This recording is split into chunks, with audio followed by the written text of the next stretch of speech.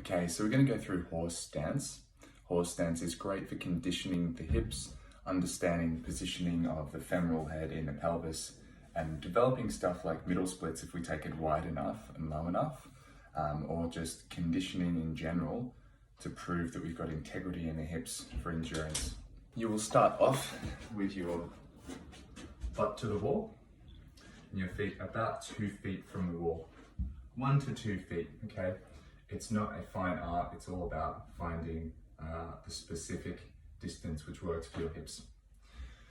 So from here, feet will be together, you're going to turn the toes out first, okay, at around 45 degrees. Okay, if we turn them out further than 45, or if we barely turn them out, then this whole step count we're going to use kind of doesn't work.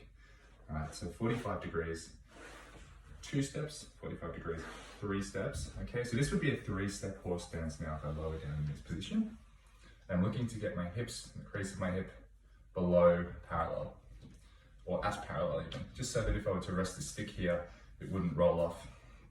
And then I'm going to hold for time, relaxing into my breathing, but staying nice and strong through my hips.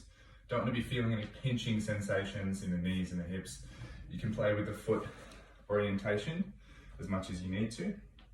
Over time, you want to work towards getting those heels closer to the wall. So from here, I'll stay at 3-step, walk my heels closer. And to get to the same depth now, there is more internal rotation at the hip. It's more challenging, okay, for my mobility. And then, say you want to do 5-step, so you might have really mobile hips, you want to go a little bit lower, or you just want to work with more adductors. You'll start again, so 1, 2, 3, 4, 5. Now 5 is pretty low, or pretty wide. So this one's going to be more challenging for the range, more specific to middle splits kind of stuff. You might not go as low to start with, might just get familiar.